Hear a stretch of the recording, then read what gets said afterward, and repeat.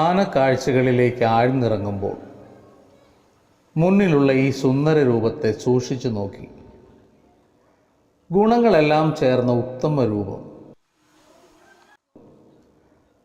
കടഞ്ഞെടുത്ത കൊമ്പുകളും നീണ്ട തുമ്പിയും എല്ലാം ചേർന്ന് തടിച്ചുരുണ്ട ഗജവീരൻ.